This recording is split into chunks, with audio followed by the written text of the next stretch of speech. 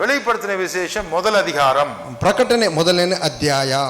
அது நடந்து முடிந்த விஷயம், ಅದು ನಡೆದು ಮುಗಿದ ವಿಷಯವು, ಕಳೆದು ಹೋದ ವಿಷಯ. ಕಳೆದು ಹೋದ ವಿಷಯವು. ಯೋಹಾನನು ಕಂಡ ವಿಷಯಂ, ಕಂಡಂತ ವಿಷಯವು, ನೋಡಿದಂತ ವಿಷಯವು, ಅವನು ನೋಡಿದಂತ ವಿಷಯವು. என்ன பார்த்தான்? ಏನನ್ನು ನೋಡಿದನು? ಮೊದಲ ಅಧಿಕಾರದಲ್ಲಿ படித்தால் ಮೊದಲನೇ ಅಧ್ಯಾಯದಲ್ಲಿ ನಾವು ಓದಿದರೆ ಯೇಸು ಕ್ರಿಸ್ತುவை அவன் கண்டான். ಯೇಸು ಕ್ರಿಸ್ತನನ್ನು ಆತನು ಕಂಡನು. எப்படி கண்டான்? ಹೇಗೆ ಕಂಡನು? அவர் தேவ குமாரனா இருக்கிறவர் மனிதனாக வந்ததையும், ಆತನು ದೇವರ ಕುಮಾರನಾಗಿದ್ದು ಮನುಷ್ಯನಾಗಿ ಬಂದದ್ದನ್ನು, அவர் மனிதரோடு மனிதனாக வாழ்ந்ததையும், ಆತನು ಮನುಷ್ಯರೊಟ್ಟಿಗೆ ಮನುಷ್ಯರಲ್ಲಿ ಮನುಷ್ಯನಾಗಿ ಬದುಕಿದ್ದು, அவர் நம்முடைய பாவங்களுக்காக மரித்ததையும், ಆತನು ನಮ್ಮ ಪಾಪಗಳಿಗಾಗಿ ಮರಣ ಹೊಂದಿದ್ದು, அவர் அடக்கம் பண்ணப்பட்டதையும், ಆತನು ಸಮಾಧಿ ಮಾಡಲ್ಪಟ್ಟಿದ್ದು, அவர் மூன்றாம் நாள் உயிர்த்தெழுந்ததையும், ಆತನು ಮೂರನೇ ದಿನದಲ್ಲಿ ಜೀವದಿಂದ ಎದ್ದದ್ದು, அவர் உயிர்த்தெழுந்தவராக இருக்கிறதை அவன் கண்டான். ಆತನು ಜೀವದಿಂದ ಇರುವುದನ್ನು ಪುನರುತ್ಥಾನನಾಗಿ ಎದ್ದಿದ್ದನ್ನು ಆತನು ಕಂಡನು. ஹல்லேலூயா, ಹಲ್ಲೆಲೂಯಾ. இது நடந்துச்சு, ಇದು ನಡೆಯಿತು, அதை அவன் கண்டான். ಅದು ಅವನು ಕಂಡನು. ஹல்லேலூயா, ಹಲ್ಲೆಲೂಯಾ. இது முதல் விஷயம். ಇದು ಮೊದಲನೇ ವಿಷಯವು. ஜனங்களுடைய பாவம் சிலுவையினாலே, இயேசுவினுடைய மரணத்திலே அது என்ன ஆச்சு? பாவத்தின் தண்டனையை இயேசு கிறிஸ்து ஏற்றுக்கொண்டதை அவன் பார்க்கின்றான். ಪಾಪದ ದಂಡನೆಯನ್ನು ಯೇಸು ಕ್ರಿಸ್ತನು ಅಂಗೀಕರಿಸಿದ್ದನ್ನು ಅವನು ಕಂಡನು. இயேசு கிறிஸ்து மரணத்தை ஜெயித்து உயிர் தெழுந்து எழுந்து விட்டதை அவன் கண்டான். ಯೇಸು ಕ್ರಿಸ್ತನು ಮರಣವನ್ನು ಜಯಿಸಿ ಜೀವದಿಂದ ಎದ್ದಿದ್ದನ್ನು ಅವನು ಕಂಡನು. அல்லேலூயா, ಹಲ್ಲೆಲೂಯಾ. அவன் கண்ட விஷயத்தை முதலாவது நம்ம முதல் அதிகாரத்திலே வாசிக்கிறோம். ಆತನು ಕಂಡ ವಿಷಯವನ್ನು ನಾವು ಮೊದಲನೇದಾಗಿ ಮೊದಲನೇ ಅಧ್ಯಾಯದಲ್ಲಿ ನಾವು ಓದುತ್ತೇವೆ. அல்லேலூயா. ಹಲ್ಲೆಲೂಯಾ. யாரும் நோட்ஸ் எழுதுன மாதிரி தெரியலையே. ಯಾರು ನೋಟ್ಸನ್ನು ಬರೆದುಕೊಳ್ಳುವಂತ ಕಾಣ್ತಾ ಇಲ್ಲ. சரி, இப்போ எழுதிருக்கிறவங்க யாராவது படிங்க பார்க்கலாம், என்ன எழுதிருக்கீங்கன்னு.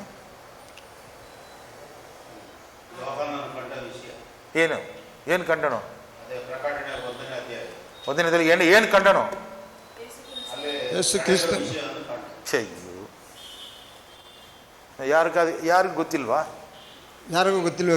ಹೇಳಿದ್ದು ಯೇಸು ಕ್ರಿಸ್ತನು ಸತ್ತ, ಹುಟ್ಟಿ ಬೆಳೆದು ನಮಗೋಸ್ಕರ ಕಷ್ಟಗಳನ್ನು ಪಾಡುಗಳನ್ನು ಅನುಭವಿಸಿ ಸತ್ತು ಉಣಲ್ಪಟ್ಟು ಮೂರನೇ ದಿನ ಎದ್ದೇಳಿದನ್ನು ನೋಡಿದನು. ಏನ್ ಕಂಡನು? ಯೇಸು ಸತ್ತು ಉಣಲ್ಪಟ್ಟು ಮೂರನೇ ದಿನದಲ್ಲಿ ಎದ್ದು ಬಂದದನ್ನು ಕಂಡನು. ಅರ್ಥ ಆಯ್ತಾ? ಅರ್ಥವಾಯ್ತಾ? ಏನ್ ಕಂಡನು?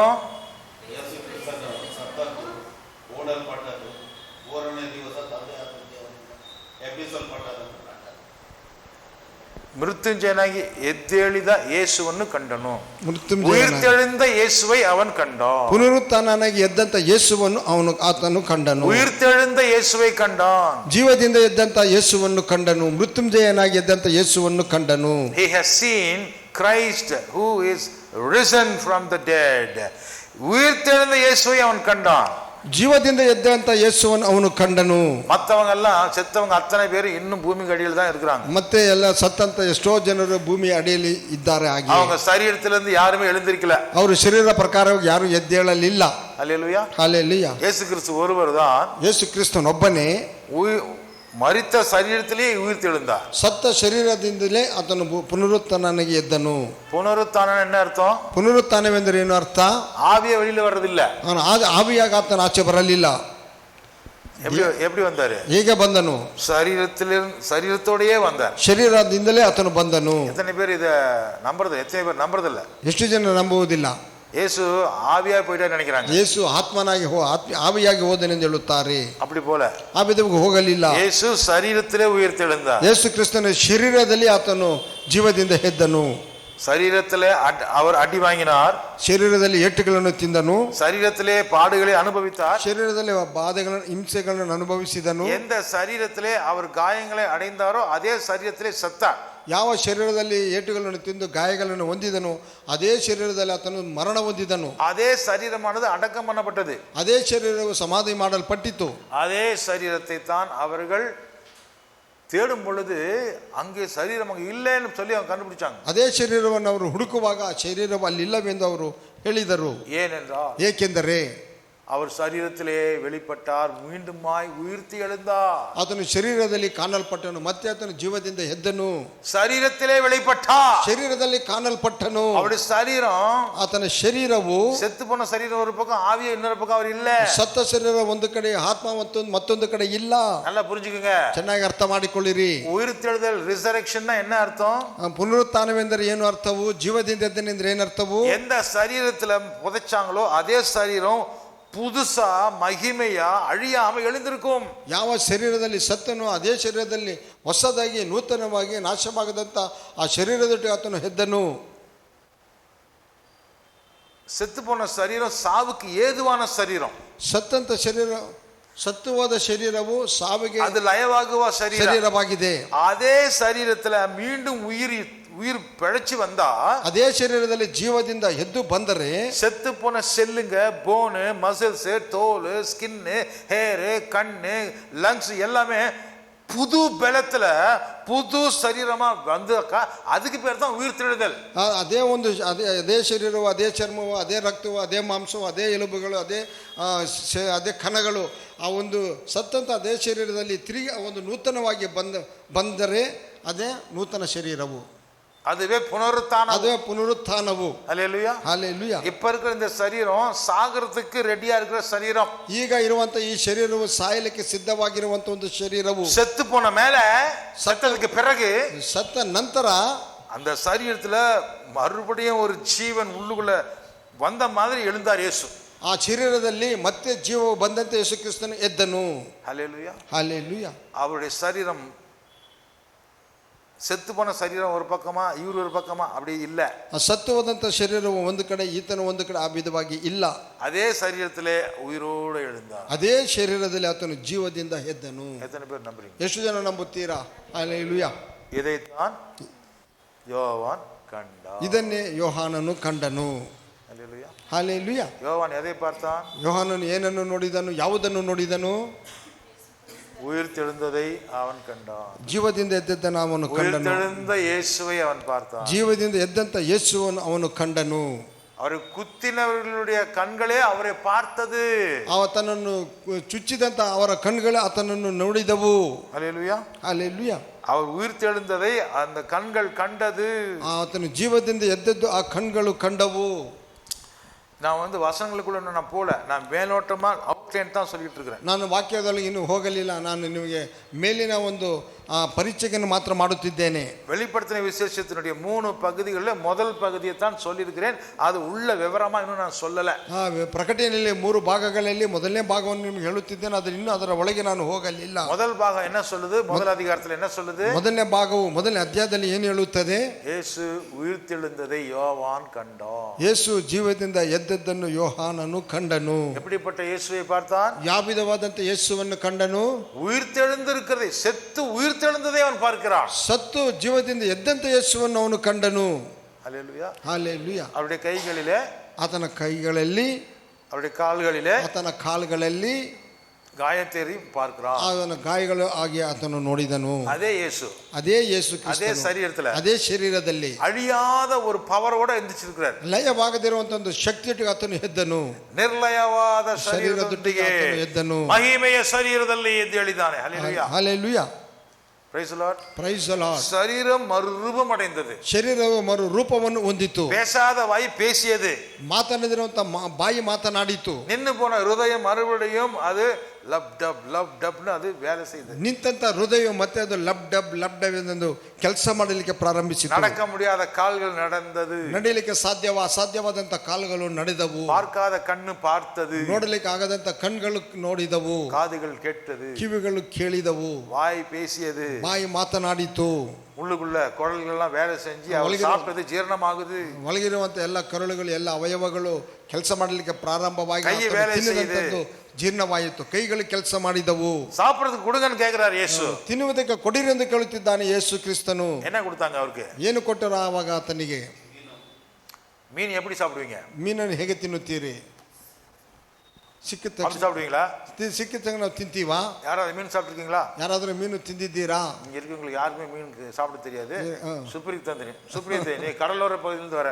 ಸಮುದ್ರ ತೀರದ ಊರುಗಳಿಂದ ಬಂದಿದ್ದೀಯಾ? எப்படிப்பா மீன் சாப்பிடுறாங்க? ಹೇಗೆ ತಿಂತೀರ ಮೀನ ನೀವು? ಸ್ವಲ್ಪ ಆಕ್ಷನಲ್ಲಿ ತೋರಿಸು. ತೆಗೆದು ಮುಳ್ಳಿಂದ ಮಾಂಸನ ಬೇರ್ಪಡಿಸಿ அப்படிதானே ಮುಳ್ಳನ್ನು ತೆಗೆದಿಟ್ಟು ಅದೇ ಎಲುಬನ್ನು ತೆಗೆದಿಟ್ಟು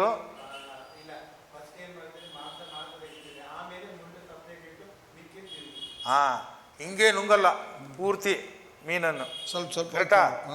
ಯೇசு சாமி எங்க எப்படி சாப்பிட்டாரு? ಯೇಸು ಹೇಗೆ ತಿಂದನು? போன்ஸ் தனியா எடுத்து வச்சுட்டு ಅದರ ಮೂಳೆಗಳನ್ನು ಸಪರೇಟ್ ಮಾಡಿ, இல்ல அவன் சொல்ற மாதிரி முதல்ல மாம்சமெல்லாம் எடுத்து சாப்பிட்டு அப்படியே விட்டார் போன்ஸ். ಮೊದಲು ಮಾಂಸವನ್ನೆಲ್ಲ ತಿಂದು ಆ ಮೂಳೆಗಳನ್ನ ಹಾಗೆ ಬಿಟ್ಟನು. ಯೇಸು மீன் சாப்பிட்டார், உயிர் தெழுந்த சரீரத்திலே சாப்பிட்டா.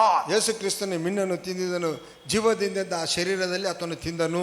எம்மாவூர் சீஷர்களுக்கு மத்தியிலே நடந்து போயிட்டு இருக்கும்போது ಯೇಸು நடந்து போனார். ಎಮ್ಮಾವೂರಿನ ಒಂದು ನಡೆದು ಹೋಗಂತ ಶಿಷ್ಯರ ಮಧ್ಯದಲ್ಲಿ ಯೇಸು ಕ್ರಿಸ್ತನು ಅವರೊಟ್ಟಿಗೆ ನಡೆದು ಹೋದನು. அவர் நின்றுட்டு இருக்கிற காலை மக்தலேனா மரியாள் பிடிக்கிறதுக்கு வரும்போது, ஏய் இப்போ தொடாத, நான் இன்னும் பிதா கிட்ட போகல, இங்கே தான் இருக்கிறேன், ஒன்றும் நீ பண்ணாத அப்படி சொல்லிட்டாரு. ಆ ಜೀವದಿಂದ ಯೇಸನ್ನು ಮರಿಯಾಳು ಹೋಗಿ ಆ ಕಾಲುಗಳನ್ನು ಹಿಡಿದುಕೊಂಡು ಹೋದಾಗ, ಇವಾಗ ನನ್ನನ್ನು ಹಿಡಿಯಬೇಡ, ನಾನು ತಂದೆಯ ಬಳಿಗೆ ಹೋಗಿಲ್ಲ ಎಂದು ಆತನು ಹೇಳಿದನು. தந்தை பலிக்கு நான் போனாதான், ತಂದೆಯ ಬಳಿಗೆ ನಾನು ಹೋದರೇನೆ என்னுடைய மிஷன், என்னுடைய ஊழியத்தை முடிச்சுட்டு நான் போய் சிம்மாசனத்தில் உட்காருவேன். அப்போ ஆராதனையும் துதியும் ஸ்தோத்திரத்தையும் நான் வாங்கிக் கொள்வதற்கு டைம் இருக்குது. ಆವಾಗ ತಂದೆಯ ಬಳಿಗೆ ಹೋದಾಗ ನಾನೊಂದು ಸೇವೆಗಳನ್ನು ಮುಕ್ತಾಯ ಮಾಡುವೆನು, ನನ್ನ ತಂದೆಯ ಬಲಭಾಗದಲ್ಲಿ ಸಿಂಹಾಸನದಲ್ಲಿ ಕುಳಿತುಕೊಳ್ಳುವೆನು. அப்பொழுதுதான் ಆವಾಗಲೇ நீ கொடுக்கக்கூடிய ஆராதனையும் எல்லாத்தையும் நான் அப்போ வாங்கி கொள்றதுக்கு நான் அப்போ அங்கே உட்காந்துருப்பேன், அப்போ உட்காருவேன். ನೀವು ಕೊಡುವಂಥ ಆರಾಧನೆಯನ್ನು, ನೀವು ಕೊಡುವ ಸ್ತುತಿಗಳನ್ನು ತೆಗೆದುಕೊಳ್ಳಕ್ಕೆ ನಾನು ಅಲ್ಲಿ ಕುಳಿತುಕೊಳ್ಳುವೆನು. ಅಲ್ಲಿ ಕೂತಿರುವಾಗಲೇ ತಾನೇ ಅಲ್ಲಿ ಹೋಗುವ ತನಕ, ಈಗ ನಾನು ಆರಾಧನೆಗೋಸ್ಕರ ನಾನು ಬಂದಿಲ್ಲ, ಸೇವಕನಾಗಿ ಬಂದಿದ್ದೀನಿ, ಈಗ ನನ್ನ ಕಾಲನ್ನು ಅಪ್ಕೊಂಡು ನೀನು ಏನು ಮಾಡಬೇಡ ಅಂತ ಹೇಳ್ತಾರೆ ಯೇಸು. Hallelujah, hallelujah. ಸೇವೆ ಮುಗಿಸಲು ನಾನು ಬಂದಿದ್ದೀನಿ, ಇನ್ನೂ ಮುಗಿದೋಗಿಲ್ಲ, ನಾನು ತಂದೆ ಬಳಿಗೆ ಇನ್ನೂ ಹೋಗಿಲ್ಲ. ಹೋದ ಮೇಲೆ ಸಿಂಹಾಸನನಾಗಿ ನಾನು ಕೂತ್ಕೊಳ್ಳುವಾಗ, ಎಲ್ಲರೂ ಬಂದು ಅಡ್ಡ ಬೀಳುವಾಗ, ಆರಾಧನೆ ಮಾಡುವಾಗ ನಾನು ಅದನ್ನ ಏನು ಮಾಡ್ತೀನಿ? ಸ್ವೀಕರಿಸುತ್ತೇನೆ. ಎಸ್, ಅರ್ಥ ಆಯ್ತಾ? ಹಲ್ಲೆಲೂಯಾ, ಹೌದು. அப்போ சரீரத்தை அவர் பார்க்கிறா. ಆಗ ಶರೀರವನ್ನು ಆತನು ನೋಡುತ್ತಾನೆ. இயேசு கிறிஸ்துவுக்கு சரீரம் இருக்குது, கால் இருக்குது, கை இருக்குது, வாய் இருக்குது, கண் இருக்குது, பேசுறாரு, சாப்பிடுறாரு, நடக்கிறாரு. ಯೇಸು ಕ್ರಿಸ್ತನಿಗೆ ಶರೀರವಿದೆ, ಕಾಲಿದೆ, ಕೈ ಇದೆ, ಕಣ್ಣಿದೆ, ತಿನ್ನುತ್ತಾನೆ, ಮಾತನಾಡುತ್ತಾನೆ.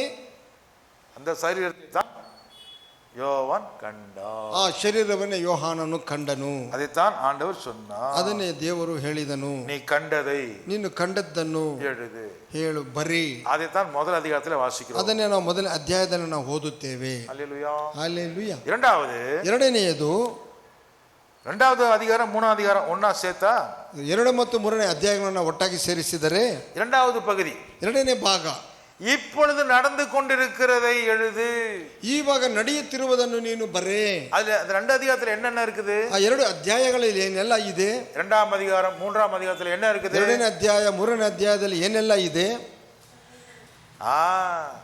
7 சபைகளை நாம் அங்கே வாசிக்க போகிறோம். 7 ಸಭೆಗಳನ್ನು ನಾಮಲ್ಲಿ ಓದಲಿದ್ದೇವೆ. அந்த சபைகள் எங்க இருக்குது? ಆ ಸಭೆಗಳು ಎಲ್ಲಿರುವುದು? பரலோகத்துல இல்ல, இங்க பூமியில இருக்குது. ಪರಲೋಕದಲ್ಲಿ ಇಲ್ಲ, ಅದು ಈ ಭೂಮಿಯಲ್ಲಿರುವುದು. ஹல்லேலூயா, ಹಲ್ಲೆಲೂಯಾ. இங்க பூமியில இருக்கக்கூடிய சபைகளை குறித்து கர்த்தர் அங்கே சொல்லுகிறார். ಈ ಭೂಮಿಯಲ್ಲಿರುವಂತಹ ಸಭೆಗಳನ್ನು ಕುರಿತು ಕರ್ತನ್ ಅಲ್ಲಿ ಹೇಳುತ್ತಾನೆ. அந்த சபையில என்ன நடக்குதுங்கறத அவர் பார்த்து கொண்டிருக்கிறார். ಆ ಸಭೆಯಲ್ಲಿ ಏನೆಲ್ಲ ನಡೆಯುವುದು ಎಂಬುದನ್ನು ಆತನು ನೋಡುತ್ತಲೇ ಇದ್ದಾನೆ. அந்த ஒவ்வொரு சபைக்கும் கர்த்தருடைய செய்தியை கொடுப்பதற்கு ஒரு தூதர்களை கர்த்தர் வைத்திருக்கிறார். ಒಂದೊಂದು ಸಭೆಗೂ ಸಂದೇಶವನ್ನು ಹೇಳುವುದಕ್ಕೆ ದೂತರುಗಳನ್ನು ಇಟ್ಟಿದ್ದಾನೆ. அந்த தூதர்களுக்கு கர்த்தர் இதை சொல்லி எழுத சொல்லி அவங்களுக்கு கொடுத்து அவங்களுக்கு இந்த விஷயத்தை தெரியப்படுத்தி என்று சொல்லுகிறார். ಆ ದೂತರಿಗೆ ಈ ಒಂದು ವಿಷಯಗಳನ್ನು ಹೇಳಿ ಬರೆದು ಕೊಟ್ಟು ಆ ವಿಷಯಗಳನ್ನು ಅವರಿಗೆ ಹೇಳಿರೆಂದು ಹೇಳುತ್ತಾನೆ. சோ இரண்டாவது விஷயம் என்னது? ಎರಡನೇ ವಿಷಯ ಏನದು?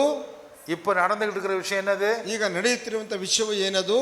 சபையின், கர்த்தருடைய சபை நடந்து கொண்டிருக்கிறது. ದೇವರ ಸಭೆ ನಡೆಯುತ್ತಿದೆ. ஹல்லேலூயா, ಹಲ್ಲೆಲೂಯಾ. எத்தனை சபைகள் இருக்குது? ಎಷ್ಟು ಸಭೆಗಳಿದೆ? 7 விதமான சபை. 7 ವಿಧವಾದಂತ ಸಭೆಗಳಿರುವುದು. ஒவ்வொரு சபையை பற்றி நம்ம டீಟೇಲ್ அப்புறமா படிப்போம். ಒಂದೊಂದು ಸಭೆಯನ್ನು ಕುರಿತು ವಿವರವಾಗಿ ನಂತರದಲ್ಲಿ ನಾವು ಧ್ಯಾನ ಮಾಡೋಣ. எபேசுங்கிற ஊர்ல ஒரு சபை, ಎಫೆಸ ಅನ್ನುವಂತ ಒಂದು ಊರಿನಲ್ಲಿ ಒಂದು ಸಭೆಯು, சிமிர்னாங்க இடத்துல ஒரு சபை, ಸುಮರ್ನ ಅನ್ನುವಂತ ಒಂದು ಸಭೆ ಒಂದು ಊರಲ್ಲಿ ಸಭೆಯು, அப்புறம் நிறைய சபைகள் இருக்குது. ಅನೇಕ ಸಭೆಗಳಿರುವುದು. ಸರ್ದೇಂಗ್ இடத்துல ஒரு சபை, ಸರ್ದೀಸ್ ಎನ್ನುವಂತ ಒಂದು ಸಭೆ ಇರುವುದು. ಪರ್ಗಮೋಂಗ್ இடத்துல ஒரு சபை, ತುರತೈವ ಅನ್ನುವಂತ ಸಭೆ ಇರುವುದು. பிலதெல்பியா சபை ಇರುವುದು, லவோதிக்கேயா சபை ಇರುವುದು. 7 இடங்களில் இருக்கிற சபைகளை குறித்து அங்கே நாம் அந்த 2 அதிகாரத்தில் படிக்கிறோம். ಈ 7 ವಿಧವಾದಂತಹ ಸಭೆಗಳನ್ನು ಕುರಿತು 2 ಅಧ್ಯಾಯಗಳಲ್ಲಿ ನಾವು ಓದಲಿದ್ದೇವೆ. இது சபை நடந்து கொண்டிருக்கக்கூடிய இப்ப நடந்துகிட்டு இருக்கிற விஷயங்களை தான் அங்கே சொல்லுகிறார். ಇವಾಗ ನಡೆಯುವಂತಹ ವಿಷಯಗಳನ್ನು ಆ ಸಭೆಗಳಲ್ಲಿ ಹೇಳುತ್ತಾರೆ. ஒவ்வொரு சபையிலும் சில குணங்களை, சில மனிதர்களை, சில சம்பவங்களை சொல்லுகிறார். ಒಂದೊಂದು ಸಭೆಯಲ್ಲಿ ಕೆಲವು ಗುಣಗಳನ್ನು ಕೆಲವು ವ್ಯಕ್ತಿಗಳನ್ನು ಕೆಲವು ಘಟನೆಗಳನ್ನು ಹೇಳುತ್ತಾನೆ. அதில் இருக்கக்கூடிய விஷயங்கள் நம்ம சபைக்கும் பொருந்தும், மற்ற சபைகளுக்கும் பொருந்தும். ಅದರಲ್ಲಿರುವಂತಹ ವಿಷಯಗಳು ನಮ್ಮ ಸಭೆಗೂ ಹೋಲುತ್ತವೆ ಮತ್ತೆ ಬೇರೆ ಸಭೆಗಳಿಗೂ ಹೋಲುತ್ತವೆ. சில நேரத்தில் இயேசு கிறிஸ்து அவர்களை உயர்த்தி பேசுகிறார், புகழ்ந்து சொல்லுகிறார். ಕೆಲವು ಸಮಯಗಳಲ್ಲಿ ಯೇಸು ಕ್ರಿಸ್ತನು ಹೊಗಳಿ ಅವರನ್ನು ಬಹಳ ಮೆಚ್ಚುಗೆಯಿಂದ ಹೇಳುತ್ತಾನೆ. சில விஷயங்களை குறித்து அவர் கண்டித்து சொல்லுகிறார். ಕೆಲವು ವಿಷಯಗಳನ್ನು ಕುರಿತು ಅವರನ್ನು ಖಂಡಿಸಿ ಹೇಳುತ್ತಾನೆ. சில விஷயங்களை குறித்து அவர் சொல்லுகிறார், நீ இதிலிருந்து மனம் திரும்ப இல்லாவிட்டால் நான் உன்னை ಶಿಕ್ಷಿಪೇನು சொல்லுகிறார். ಕೆಲವು ವಿಷಯಗಳಲ್ಲಿ ನೀನು ಮನ ತಿರುಗು, ಇಲ್ಲದ ಹೋದರೆ ನಾನು ನಿನ್ನನ್ನು ಶಿಕ್ಷಿಸುತ್ತೇನೆ ಎಂದು ಹೇಳುತ್ತಾನೆ.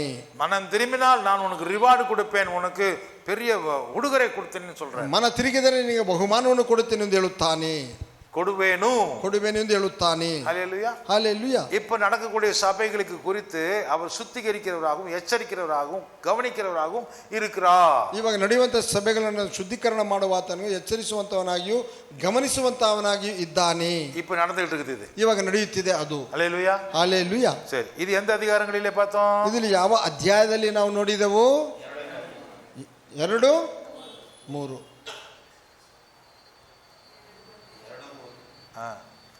ரெண்டாம் அதிகாரம், மூணாம் அதிகாரம் ஒண்ணா சேர்த்துனா 2 ಮತ್ತು 3ನೇ ಅಧ್ಯಾಯವನ್ನು ಒಟ್ಟಾಗಿ ಸೇರಿಸಿದರೆ இப்ப நடந்துகிட்டு இருக்கிற விஷயத்தை குறித்து படிக்கிறோம். ಇವಾಗ ನಡೆಯುತ್ತಿರುವಂತಹ ವಿಷಯಗಳನ್ನು ಕುರಿತು ನಾವು ಓದುತ್ತೇವೆ.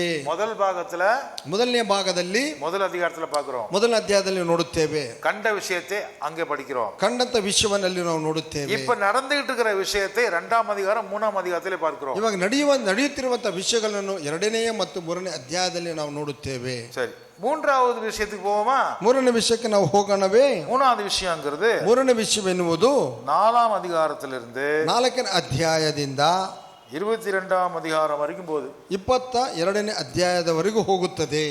இந்த மூன்றாவது பாகம் எதை குறித்து சொல்லுகிறது? 3ನೇ ಭಾಗವು ಏನನ್ನು ಕುರಿತು ಹೇಳುತ್ತದೆ? ಮುಂದಿನ ದಿವಸಗಳಲ್ಲಿ ನಡೆಯುತ್ತಿರುವ ಸಂಗತಿಗಳು. Very good. இனிமே சம்பவிக்கக்கூடிய ಅನೇಕ ಕಾರ್ಯங்களை நாம் அங்கே பார்க்க போகிறோம். ಇನ್ನು ಮೇಲೆ ನಡೆಯುವಂತ ಅನೇಕ ಕಾರ್ಯಗಳನ್ನು ಕುರಿತು ನಾವು ಅಲ್ಲಿ ನೋಡಲಿದ್ದೇವೆ. சில விஷயங்களை படிக்கும்போது ಕೆಲವು ವಿಷಯಗಳನ್ನು ಕುರಿತು ನಾವು ಓದುವಾಗ அங்கே பரலோக ராஜ்யத்தில் நடக்கக்கூடிய ஆராதனையை குறித்து நாம் படிக்க போகிறோம். ನಾವು ಪರಲೋಕ ರಾಜ್ಯದಲ್ಲಿ ನಡೆಯುವಂತ ಆರಾಧನೆಯನ್ನು ಕುರಿತು ನಾವು ಓದುತ್ತೇವೆ. ಪರಲೋಕವು பரலோகத்துல நடக்க போகிற ஆராதனையை குறித்து நாம் அதிலே வாசிப்போம். ಪರಲೋಕದಲ್ಲಿ ನಡೆಯುವಂತ ಆರಾಧನೆಯನ್ನು ಕುರಿತು ನಾವು ಇದರಲ್ಲಿ ಓದಲಿದ್ದೇವೆ. எப்போ, ಎದುರ, ಯಾವುದರಲ್ಲಿ? 4ஆம் அதிகாரம் 5ஆம் அதிகாரத்துல 4 ಮತ್ತು 5ನೇ ಅಧ್ಯಾಯಗಳಲ್ಲಿ 6லிருந்து 19 அதிகாரத்திலே பார்க்கும்போது 6ರಿಂದ 19ರವರೆಗೆ ನಾವು ನೋಡುವಾಗ பூமியின் மேலே வரப்போகிற உபத்திரவங்களை குறித்து அங்கே எழுதப்பட்டிருக்கிறது. ಭೂಮಿಯ ಮೇಲೆ ಬರುವಂತ ಉಪದ್ರವಗಳನ್ನು ಕುರಿತು ಅಲ್ಲಿ ಬರೆಯಲ್ಪಟ್ಟಿದೆ. பூமியில இருக்கக்கூடிய உபத்திரவங்களை குறித்து, ಭೂಮಿಯಲ್ಲಿರುವಂತಹ ಬಾಧೆಗಳನ್ನು ಕುರಿತು 6ஆம் அதிகாரத்திலிருந்து 6ನೇ ಅಧ್ಯಾಯದಿಂದ 19ஆம் அத்தியாயம் வரைக்கும் 19ನೇ ಅಧ್ಯಾಯದವರೆಗೂ பூமியின் மேலே வருகிற உபத்திரவங்கள், ಭೂಮಿಯ ಮೇಲೆ ಬರುವಂತ ಉಪದ್ರವಗಳು, பூமிக்கு வரக்கூடிய கஷ்டங்கள், ಭೂಮಿಗೆ ಬರುವಂತ ಕಷ್ಟಗಳು, பூமியின் மேலே வரப்போகிற கொடுமையான காரியங்கள், ಭೂಮಿಯ ಬರುವಂತ ಘೋರವಾದ ಕಾರ್ಯಗಳು எங்கிருந்து எது வரைக்கும்? ಎಲ್ಲಿಂದ ಎಲ್ಲಿಯವರೆಗೆ?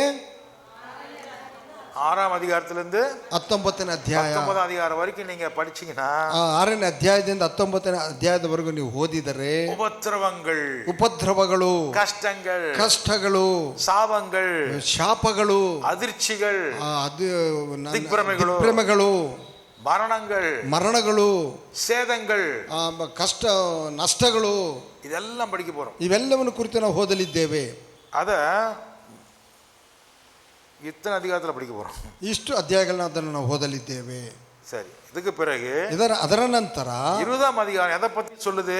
20ನೇ ಅಧ್ಯಾಯ ಯಾವುದನ್ನು ಕುರಿತು ಹೇಳುತ್ತದೆ? இயேசு கிறிஸ்துவினுடைய ರಾಜ್ಯத்தை குறித்து சொல்லுகிறது. ಯೇಸು ಕ್ರಿಸ್ತನ ರಾಜ್ಯವನ್ನು ಕುರಿತು ಹೇಳುತ್ತದೆ. ஹல்லேலூயா. ஹல்லேலூயா. 20ாம் அதிகாரம் 20ನೇ ಅಧ್ಯಾಯ. கிங்டம் ஆஃப் காட், தேவனுடைய ராஜ்யம், ದೇವರ ರಾಜ್ಯವು, கிறிஸ்துவின் ராஜ்யம், ಕ್ರಿಸ್ತನ ರಾಜ್ಯವು, கிறிஸ்துவை கொண்டு தேவன் ஆளுகிறதை குறித்து, ಕ್ರಿಸ್ತನ ಮೂಲಕವಾಗಿ ದೇವರ ಆಳ್ವಿಕೆ ಮಾಡುವುದನ್ನು ಕುರಿತು, கிறிஸ்துவின் மூலம் அந்த ராஜ்யம் நடக்க போகிறது. ಕ್ರಿಸ್ತನ ಮೂಲಕ ಆ ರಾಜ್ಯವು ನಡೆಯಲಿದೆ. அந்த ರಾಜ್ಯத்தினுடைய விவரங்களை 20ாம் அதிகாரம் நமக்கு சொல்லுகிறது. ಆ ರಾಜ್ಯದ ವಿವರಗಳನ್ನು 20ನೇ ಅಧ್ಯಾಯ ನಮಗೆ ಹೇಳುವುದು. இதெல்லாம் ஃபியூச்சர்ல இனிமே நடக்க போற விஷயங்கள். ಇದೆಲ್ಲವೂ ಮುಂದಿನ ದಿನಗಳಲ್ಲಿ ನಡೆಯುವಂತದ್ದು, ಭವಿಷ್ಯತ್ ಕಾಲದಲ್ಲಿ ನಡೆಯುವಂತದ್ದು. அதுக்கு பிறகு ಅದರ ನಂತರ 21ாம் அதிகாரம் 22ாம் அதிகாரம் 21ನೇ ಅಧ್ಯಾಯ 22ನೇ ಅಧ್ಯಾಯ எதை பற்றி சொல்லுகிறது? ಯಾವುದನ್ನು ಕುರಿತು ಹೇಳುತ್ತದೆ? புதிய வானங்களும் புதிய பூமியும், ನೂತನ ಭೂಮಿ ಆಕಾಶಗಳನ್ನು ಕುರಿತು. ஹல்லேலூயா. ஹல்லேலூயா. இந்த விஷயங்களை பற்றி இந்த 3வது பகுதி சொல்லுகிறது. ಈ ವಿಷಯಗಳನ್ನು ಕುರಿತು ಈ 3ನೇ ಭಾಗವು ನಮಗೆ ಹೇಳುತ್ತದೆ. எத்தனை பேர் எழுதிருக்கீங்க? ಎಷ್ಟು ಜನ ಇದನ್ನು ಬರ್ಕೊಂಡಿದ್ದೀರಾ? இனிமே நடக்க போற விஷயங்கள், ಇನ್ನು ಮೇಲೆ ನಡೆಯುವಂತ ವಿಷಯಗಳು, அதை பத்தி சொல்றத அதிகாரங்கள் எது? ಅದನ್ನು ಕುರಿತು ಹೇಳುವಂತ ಅಧ್ಯಾಯಗಳು ಯಾವುವು? 21, 22. மீதி எல்லாம் முடிஞ்சு போச்சா? 4ஆம் அதிகாரத்திலிருந்து 4ನೇ ಅಧ್ಯಾಯದಿಂದ 22 வரைக்கும் 22ರವರೆಗೂ நான் சொன்னேனா இல்லையா? சரி, 4, 5 அதிகாரம் எதை பற்றி சொல்லுது? 4, 5 ಯಾವುದನ್ನು ಕುರಿತು ಹೇಳುತ್ತದೆ? ಎಲ್ಲಿ? ಇಲ್ಲಿ ಮೈಸೂರಲ್ಲಿ ನಡೆಯುವಂಥ ಆರಾಧನೆಯಾ? ಪರಲೋಕದಲ್ಲಿ. ಅದು ಪೂರ್ತಿ ಹೇಳಬೇಕಲ್ಲ, ಅರ್ಧಬರ್ಧವಾಗಿ ಹೇಳಿದರೆ ಏನು ಅರ್ಥ ಆಯ್ತಪ್ಪ? ಅರ್ಧಬರ್ಧವಾಗಿ ಮಾತಾಡಬಾರ್ದು. 4ನೇ ಅಧ್ಯಾಯ 5ನೇ ಅಧ್ಯಾಯ ಯಾವುದನ್ನು ಕುರಿತು ಹೇಳುತ್ತದೆ? ಪರಲೋಕದಲ್ಲಿ ಸಿಂಹಾಸನದಲ್ಲಿ ನಡೆಯುವಂಥ ಆರಾಧನೆ. ಇಲ್ಲಿ ಸಿಂಹಾಸನ ಇದೆಯಾ? ಇಲ್ಲಿ ಸಿಂಹಾಸನವಿದೆಯಾ? ಸಿಂಹಾಸನ ಇಲ್ಲ ಇಲ್ಲಿ. ಇದು ಪರಲೋಕನಾ? ಇಲ್ಲ. ಇದು ಎಲ್ಲಿ? ಇದು ಯಾವುದು? ಇದು ಭೂಮಿ. ಇದು ಸಭೆ ನಡೆಯುವ ಕಾಲ. ಅರ್ಥ ಆಗ್ತದ? ಇದು ಪರಲೋಕ ಅಲ್ಲ. ಹಿಂಗೆ ಬಂದವங்கலாம் ಪರಲೋಕಕ್ಕೆ ಹೊಂಟಾಗನ ಅರ್ಥ ಇಲ್ಲ. ಇಲ್ಲಿಗೆ ಬಂದವರೆಲ್ಲ ಪರಲೋಕಕ್ಕೆ ಬಂದರಿಂದ ಅರ್ಥವಲ್ಲ. ಇದು ಸಭೆ. ಇದು ಸಭೆಯು. ಸಭೆ நடந்துட்டு இருக்குது இப்போ. ಸಭೆ ನಡೆಯುತ್ತಿದೆ ಈಗ. ಯಾರಾದ್ರೂ ಪರಲೋಕಕ್ಕೆ போயிட்டீங்களா இப்போ? ಯಾರಾದ್ರೂ ಪರಲೋಕಕ್ಕೆ ಹೋದ್ರಾ ಈಗ? ಯಾರಾದ್ರೂ போயிருந்தீங்கன்னா சொல்லுங்க. ಯಾರಾದ್ರೂ ಹೋಗಿದ್ರೆ ಹೇಳಿ. சில பேர் ரீல் ஓடுறாங்க யூடியூப்ல. யூடியூப்ல ಕೆಲವರು போயிட்டு வந்தேன், நான் பரலோகಕ್ಕೆ ಹೋಗಿ ಬಂದೆನು. அங்க 5 வயசுல செத்து போனவங்களுக்குலாம் கிளாஸ் எடுக்கிறாங்க. 30வது வயசு வரைக்கும் ஒரு ஆள் விடுறான், ரீல் ಓಡ್றான். ಅಲ್ಲಿ 5 ವರ್ಷದಿಂದ ಹಿಡಿದು 30ನೇ ವರ್ಷದವರೆಗೂ ಕ್ಲಾಸನ್ನು ತೆಗೆದುಕೊಳ್ಳುತ್ತಾರೆ ಎಂದು ಒಬ್ಬರು ಹೇಳುತ್ತಾರೆ. ஏன்னா 30 ವಯಸ್ಸು வரைக்கும் நீங்க வளர்ந்தா தான் உள்ள போக முடியுமா? 30 ವರ್ಷವರೆಗೂ ಬೆಳೆದರೇನೆ ಒಳಗೆ ಹೋಗಲಿಕ್ಕೆ ಪ್ರವೇಶ. ಚಿನ್ನ குழந்தைங்க எல்லாம் பரலோகத்துக்கு போக மாட்டாங்கன்னு அவர் சொல்றாரு. ಚಿಕ್ಕ ಮಕ್ಕಳು ಪರಲೋಕಕ್ಕೆ ಹೋಗುವುದಿಲ್ಲವೆಂದು ಅವರು ಹೇಳುತ್ತಾರೆ. அதனால 30 ವಯಸ್ಸು வரைக்கும் ಕ್ಲಾಸ್ எடுத்துட்டு ಅப்புறமா உள்ள விடுவாங்க. 30 ವರ್ಷದವರೆಗೂ ಅವರು ಕ್ಲಾಸನ್ನು ತೆಗೆದುಕೊಂಡು ಆನಂತರ ಅವರೊಳಗೆ ಕಳುಹಿಸುತ್ತಾರೆ. ಎಲ್ಲಿ ಅವರು பார்த்தாருன்னா, ಎಲ್ಲಿ ಅವರು ನೋಡಿದರೆಂದರೆ ಪರಲೋಕಕ್ಕೆ போய் பார்த்துட்டு வந்தார். ಪರಲೋಕಕ್ಕೆ ಹೋಗಿ ಅದನ್ನು ನೋಡಿಕೊಂಡು ಬಂದರಂತೆ. ಯೇಸುவை தவிர பரலோகத்துக்கு போயிட்டு கீழே இறங்கி வந்தவங்க யாருமே கிடையாது. ಯೇಸು ಬಿಟ್ಟರೆ ಪರಲೋಕಕ್ಕೆ ಹೋಗಿ ಎಳೆದು ಬಂದವರು ಯಾರು ಇಲ್ಲ. ஹல்லேலூயா. ஹல்லேலூயா. பரலோகத்துக்கும் போயிட்டு திருப்பி பூமிக்கும் வந்து இங்கே வாழ்ந்துட்டு இருக்கிறவங்க யாரும் இல்லை. ಪರಲೋಕಕ್ಕೆ ಹೋಗಿ ತಿರುಗಿ ಭೂಮಿಗೆ ಬಂದು ಇಲ್ಲಿ ಬಾಳುತ್ತಿರುವಂತವರು ಬೇರೆ ಯಾರು ಇಲ್ಲ. ಯೇಸು ಒತ್ತು தான் பரலோகದಿಂದ இறங்கி வந்து இங்கே வாழ்ந்துட்டு போனார். ಯೇಸು ಕ್ರಿಸ್ತನೊಬ್ಬನೇ ಪರಲೋಕದಿಂದ ಇಳಿದು ಬಂದು ಇಲ್ಲಿ ಬಾಳಿ ಬದುಕಿ ಹೋದನು. ஹல்லேலூயா. ஹல்லேலூயா. 4, 5 அதிகாரங்கள் எதை சொல்லுகிறது? 4, 5 ಅಧ್ಯಾಯಗಳು ಏನು ಹೇಳುತ್ತವೆ? ಆಮೆನ್. ಆಮೆನ್. ஹல்லேலூயா. ஹல்லேலூயா. சரி, 6லிருந்து 19 அதிகாரம் என்ன சொல்லுது? 6ರಿಂದ 19 ಏನನ್ನು ಹೇಳುತ್ತದೆ? 6லிருந்து 19 அதிகாரங்கள். 6ರಿಂದ 19 ಅಧ್ಯಾಯಗಳು ಭೂಮಿಯ ಮೇಲೆ ನಡೆಯುವ ಉಪದ್ರವಗಳು. Very good, very good. 20ನೇ ಅಧ್ಯಾಯ ಯಾವುದನ್ನು ಕುರಿತು ಹೇಳುತ್ತದೆ? ಕ್ರಿಸ್ತನ ರಾಜ್ಯಭಾರವು. 21, 22 ಅಧ್ಯಾಯ ಯಾವುದನ್ನು ಕುರಿತು ಹೇಳುತ್ತದೆ? ನೂತನ ಆಕಾಶವು ಭೂಮಿಯು. ಹಲ್ಲೇಲೂಯಾ. ಹಲ್ಲೇಲೂಯಾ. ಈಗ ನಿಮಗೆ ಬುಕ್ ಔಟ್ಲೈನ್ ನಿಮಗೆ ನಾನು ತೋರಿಸಿದ್ದೀನಿ. ನಿಮಗೆ ಬುಕ್ನ ಔಟ್ಲೈನ್ ನಮಗೆ ಇವಾಗ ತೋರಿಸಿದ್ದೇನೆ, ನಿಮಗೆ ಸಾರಾಂಶವನ್ನು ತೋರಿಸಿದ್ದೀನಿ. ಇದರೊಳಗೆ ನಾವು ಸ್ವಲ್ಪವಾಗಿ ನಾವು அடுத்த வாரத்தில் ನಾವು போகலாம். ಇದರಿಂದ ಮಿಕ್ಕ ದಿನಗಳಿಂದ ನಾವು ಇದರಲ್ಲಿ ಒಳಕ್ಕೆ ನಾವು ನುಸುಳೋಣ. ಹಲ್ಲೇಲೂಯಾ. ಹಲ್ಲೇಲೂಯಾ.